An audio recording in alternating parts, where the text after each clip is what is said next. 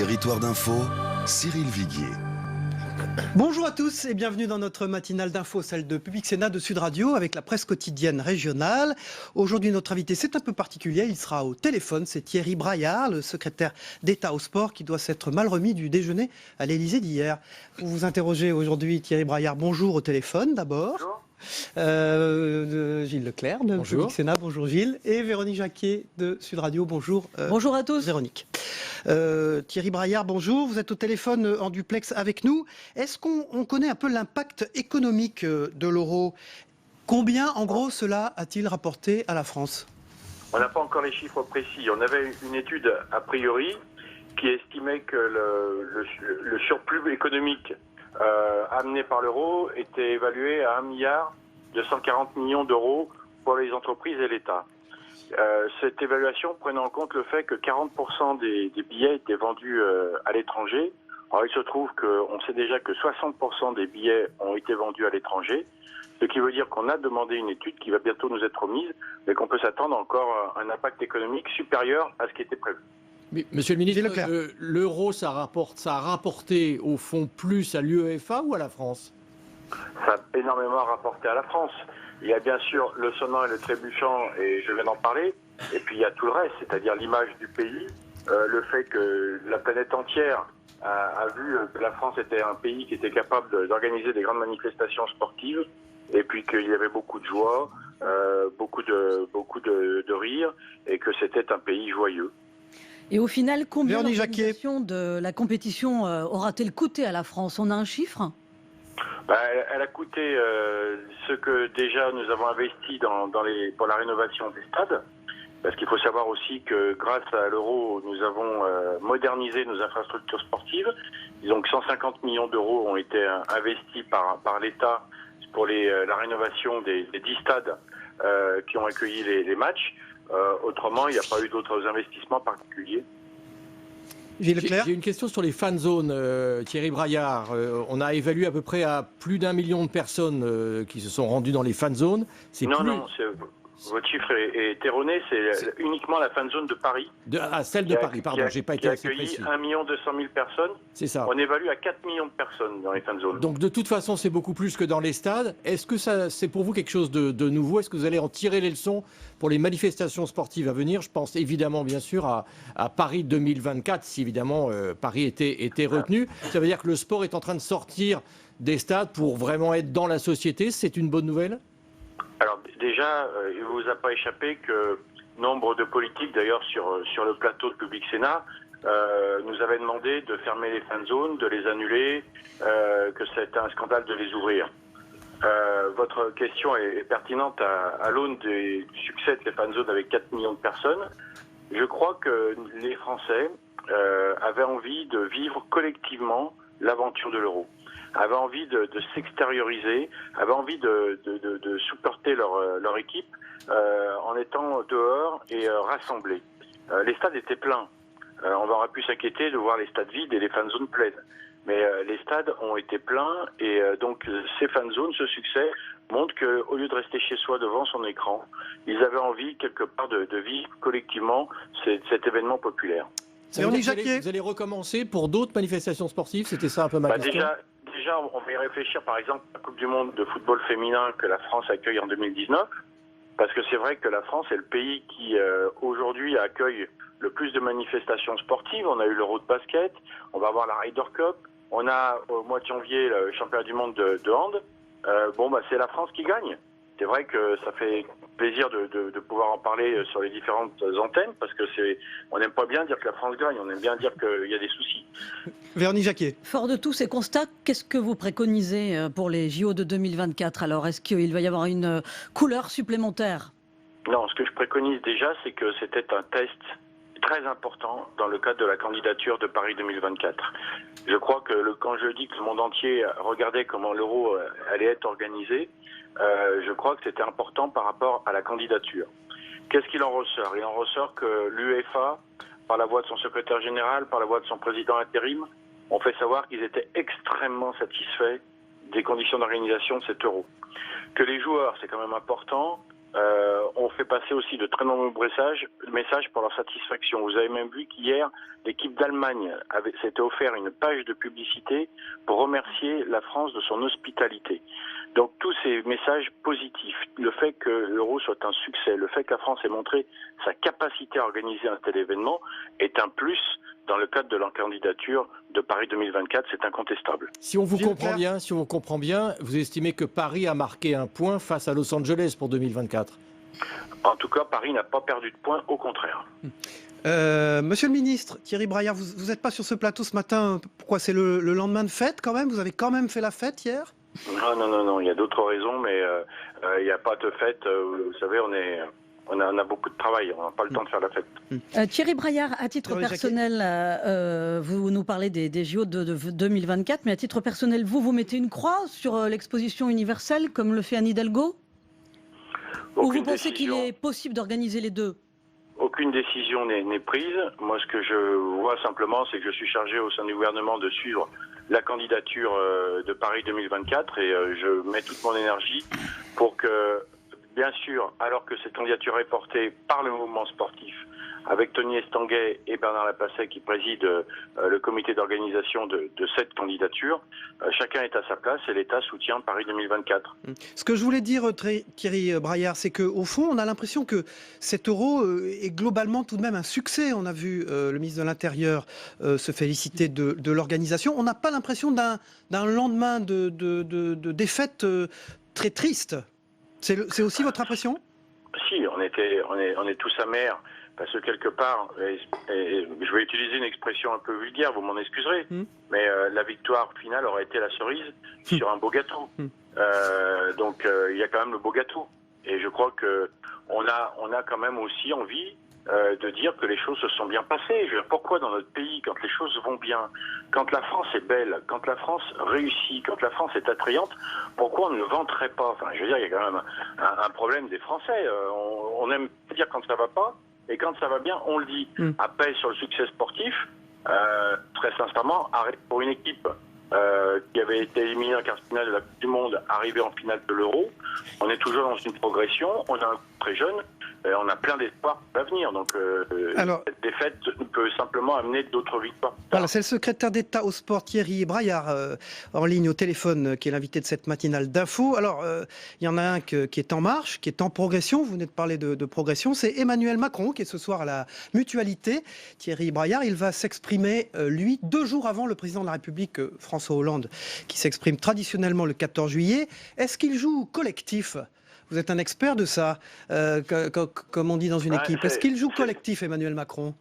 C'est vrai que votre question est pertinente, parce qu'on a vu que si la France avait fait un bon Euro, sportivement, c'est qu'elle avait exprimé une force collective.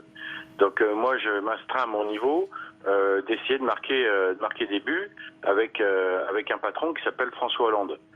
Pour l'instant, Emmanuel Macron est dans l'équipe. Il a un talent infini et reconnu. Je ne l'ai pas vu vouloir marquer contre son camp. Je pense pas que ce soir, à la Mutualité, ça sera son objectif. Maintenant, on verra ce qui se dit et on analysera ça demain. Un ministre de l'économie tout de même qui on a l'impression fait un peu cavalier tout seul, en tout cas comme ça vous inspire quoi? C'est quand même un peu du jamais vu. Il y a eu c'est pas du jamais vu, c'est-à-dire que pour l'instant il s'inscrit dans une logique de soutenir François Hollande. Il veut monter un mouvement spécifique où des gens viendraient sans qu'ils soient de droite, sans qu'ils soient de gauche. De ce qui me revient sur le terrain, c'est quand même principalement des gens qui sont partis socialistes, qui ont adhéré en marche. Maintenant, j'allais dire, il veut monter son mouvement, c'est sa liberté. Et après, c'est à lui à savoir si son mouvement est compatible avec une place au gouvernement ou pas. C'est pas à moi à le faire, je suis pas dans mon rôle. Mais sa position est-elle encore tenable? Est-ce qu'il peut être ministre de l'économie 3 jours par semaine et rouler pour lui le reste du temps? Pour l'instant, il est ministre de l'économie 7 jours sur 7. Maintenant, s'il décide de prendre des initiatives, comme je vous le dis, ça sera de sa propre responsabilité. Mais vous Thierry Braillard, vous ne lui demandez pas de quitter le gouvernement? Mais 1, ce n'est pas mon rôle, et 2, pour l'instant, il n'y a aucune raison qu'il le quitte. Gilles Leclerc. Monsieur le ministre, il y a des prix... cette volonté, vous avez cette volonté d'anticipation, excusez-moi, où vous voudriez... C'est important dans le sport, la volonté d'anticipation. Je sais, mais quelque part, on est aussi dans l'analyse, et mieux vaut savoir ce que Emmanuel Macron a comme intention plutôt que lui en faire prédisposer. Gilles Leclerc. Thierry Braillard, à propos d'intention, où sera la sensibilité radicale de gauche pour l'élection présidentielle? On a vu que Jean-Michel Bellet était un peu de mauvaise humeur et apparemment le PRG ne sera pas dans la primaire prévue a priori au mois de janvier. Vous en êtes où? Et rappelons que Thierry Braillard est membre du PSG. Absolument. Oui. Déjà, nous serons à La Rochelle pour un congrès qui aura lieu début septembre, où nous allons élire notre nouveau président ou notre nouvelle présidente. Et nous allons aussi décider ce que nous allons faire par rapport à la primaire. Le courroux exprimé par Jean-Michel Bellet, que je fais mien aussi, c'est qu'on est dans la belle alliance populaire. On est membre fondateur de cette belle alliance. Et un jour, on découvre qu'au nom de cette belle alliance populaire, Jean-Christophe Cambadélis annonce des primaires sans que nous en soyons informés. Un peu comme si, j'allais dire, c'est en écoutant Public Sénat qu'on a appris l'existence de ces primaires. C'est pas comme ça qu'on traite un partenaire. Donc voilà la première réflexion. Ensuite, le moment n'est pas venu pour qu'on prenne une décision. La réflexion aura lieu, mais ce courroux m'apparaissait justifié. Vous-même, vous serez candidat dans le Rhône aux législatives en 2017 ? Oui, a priori, je serai candidat dans ma circonscription à Lyon en 2017. Véronique Jacquet. En Grande-Bretagne, Theresa May devient Premier ministre. Elle était contre la sortie de l'Union européenne. Elle va être obligée de sortir les suites du Brexit. Est-ce que c'est une position qui vous paraît politiquement tenable ? Écoutez, là encore, c'est difficile d'apprécier à mon niveau ce que Mme May va faire à la tête de l'Angleterre. Ce que je veux simplement dire, c'est que les premières répercussions du Brexit montrent que beaucoup d'Anglais aujourd'hui sont catastrophés. Ils ont perdu du pouvoir d'achat, ils voient des entreprises commencer à vouloir délocaliser, cela va leur créer du chômage, et je crois qu'on ne peut pas s'empêcher de penser à tous les eurosceptiques qui veulent nous amener à ce que la France quitte l'Europe en pensant que tout seul, on sera plus fort qu'ensemble. Je pense que c'est une vraie réflexion politique qui mérite d'être menée, et je pense malheureusement que nos amis anglais commencent à se rendre compte que ce vote peut avoir des conséquences extrêmement nocives pour leur devenir économique. C'est Thierry Braillard, le secrétaire d'État au sport, qui est notre invité ce matin en duplex téléphonique, car il est un peu souffrant de chez lui. Thierry Braillard, le Premier ministre Manuel Valls a chargé 2 parlementaires, le député PS Patrick Vignal, un judoka, et le sénateur LR Jacques Grosperrin, d'une mission parlementaire sur l'étude de la pratique en France des combats mixtes, le MMA, qui connaît, vous savez, un très grand succès, notamment chez les jeunes. Peut-on espérer un cadre réglementaire pour ces sports de combat dans un futur immédiat ? Le cadre existe déjà, et je sais, Cyril Viguier, votre attachement à cette pratique, mais vous savez aussi ma position, qui fait qu'en combat le MMA, il y a des coups au sol, des coups portés au sol, et que c'est contraire aux dispositions du Code du sport. Maintenant, il y a un phénomène MMA à l'entraînement, même si c'est rappelons pour les téléspectateurs et les auditeurs que ce sont des sports de combat mis ensemble. Hein. Voilà, c'est ça. C'est un sport qui est aujourd'hui très sponsorisé aux États-Unis. Il faut aussi le dire, qui se pratique dans une cage. Ce qui est quand même un lieu un peu surprenant pour la pratique sportive. Et c'est du pied-point avec projection et possibilité de coup au sol.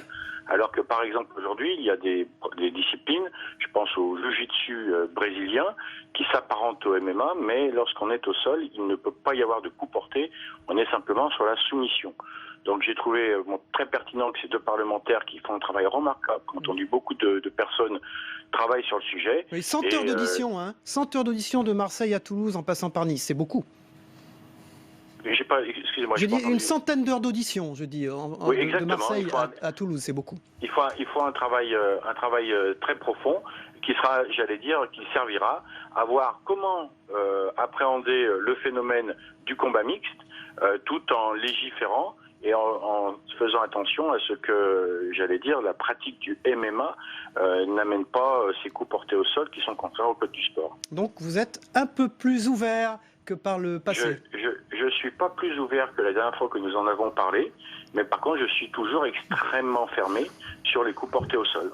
Merci, monsieur le ministre. Remettez-vous bien et désolé de ne pas vous avoir eu sur ce plateau. J'ai peut-être fait un peu trop de MMA. On espère vous accueillir en tout cas dès que vous allez mieux. Merci beaucoup à vous. Merci infiniment. On passe, si vous le voulez bien, à l'analyse de l'actualité, mais aussi des propos de Thierry Braillard, le secrétaire d'État au sport, dans cette matinale d'info en duplex téléphonique, avec Denis Jambard et Béatrice Houchard. Une petite nouvelle. À tout de suite.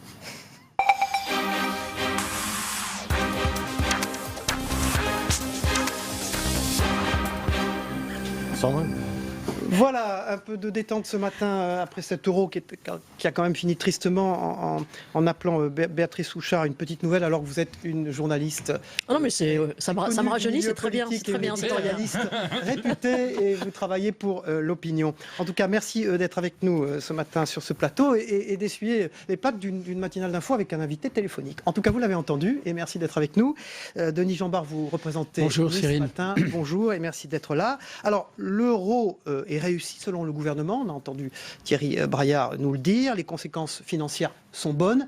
Est-ce qu'au fond, la suite des manifestations d'envergure en France, à Paris, va de soi du coup, Béatrice Houchard? D'abord, Thierry Braillard dit c'est la preuve que la France peut organiser un grand rassemblement. Ce n'est quand même pas la première fois que ça arrive. 1998, certes, c'est déjà un peu loin, mais la Coupe du Monde, à part quelques incidents dans le nord de la France, notamment où il y avait eu un blessé assez grave, ça s'était globalement bien passé dans une atmosphère un peu similaire, avec peut-être moins de fan zones, moins de gens à l'extérieur, mais ça s'était également bien passé. Dans un autre genre, toute comparaison mise à part, parce qu'il ne s'agit pas du tout de sport, un an après, il y avait eu les JMJ qui étaient, alors effectivement, rien à voir avec le football, mais qui était aussi un énorme rassemblement. Une fan zone. Voilà, une fan zone permanente, avec le pape Jean-Paul II. Ça s'était également très bien passé. Donc la France sait faire. Dieu merci, ce serait inquiétant. La grande différence, c'est que nous étions en état d'urgence. En état d'urgence, et après effectivement, les événements de 2015 et les attentats terroristes. Oui. Je pense que ça confirme que la France peut faire ça. C'est vrai qu'il y avait un doute, notamment sur les fan zones, à cause des risques terroristes. Tout s'est plutôt bien passé. Denis Jambard, on a vu François Hollande recevoir. Évidemment, c'est normal, les joueurs de l'équipe de France, même s'ils ont perdu, à l'Élysée pour déjeuner hier. Il peut capitaliser, François Hollande. Il a essayé, en tout cas, de capitaliser hier, ou c'était, au fond, le geste normal d'un président de la République qui reçoit une équipe qui n'a pas démérité? D'abord, c'était un geste normal. Moi aussi, je trouve que ça s'est bien déroulé. J'étais très réservé sur les fan zones et je l'ai dit ici. Bien, écoutez, il faut se réjouir que ça se soit bien passé. Mais pour ce qui est de la capitalisation, on verra pour la suite. Mais je suis sûr que dans cette affaire, François Hollande avait un souvenir précis. Pour revenir à 98, c'est la manière dont Jacques Chirac avait utilisé le mondial de 98 pour rebondir dans une période de cohabitation. C'est plus compliqué pour lui parce qu'en 98, de fait, pour Chirac, ça a été un départ. Un redémarrage. Mais on était en période de cohabitation et il n'avait plus le moindre bilan à porter ou à défendre. Tandis que là, François Hollande, il va avoir un retour aux réalités. Et ce retour aux réalités, ça va être dès mercredi, dès jeudi, lors de son intervention pour les cérémonies du 14 juillet. Précisément sur les fan zones, on a entendu Thierry Braillard ce matin, qui était l'invité au téléphone de cette matinale d'info, le secrétaire d'État au sport, railler un peu ceux qui étaient contre. Au fond, ça s'est très bien passé. Oui, mais écoutez, je trouve qu'il vous étiez contre. Moi, j'étais contre, oui, je le dis clairement. J'étais contre parce que je trouvais que c'était un risque inutile. Je me réjouis que ça se soit bien passé. Je me réjouis qu'il y ait eu autant de monde. Et j'espère d'ailleurs qu'on peut y voir peut-être un signe que Daesh est beaucoup moins efficace aujourd'hui en France parce que, au fond, on lui avait quand même offert sur un plateau la possibilité de faire des dégâts considérables. Donc, tant mieux. Et je pense d'ailleurs, du coup, aux forces de police et aux services spéciaux qui ont sans doute beaucoup travaillé pendant cette période pour essayer d'éviter la moindre difficulté. Et ils ont été remerciés par Bernard Cazeneuve hier. On passe au Royaume-Uni, les conséquences du Brexit. Alors, plus vite que prévu, on passe de David Cameron à Theresa May, la future Premier ministre de Grande-Bretagne. Béatrice Houchard, pourquoi encore une femme? C'est ça que vous voulez dire? Alors, de ce point de vue-là, moi, je ne suis pas très féministe d'une manière générale, mais c'est quand même assez exemplaire. La deuxième femme Premier ministre dans un pays où en plus le Premier ministre est le vrai patron, ce qui n'est pas le cas en France. Il y a eu quand même précipitation. Il y a eu précipitation sur le calendrier, puisque dans un premier temps, David Cameron parlait même de septembre. Ensuite, on pensait que c'était un petit peu avancé. Et puis, c'est difficile de rester dans une situation pareille pour David Cameron, qui a voulu ce référendum, qui s'est mal terminé pour lui, en tout cas. Mais c'est sous la pression des futurs ex-partenaires européens que ça s'est fait ?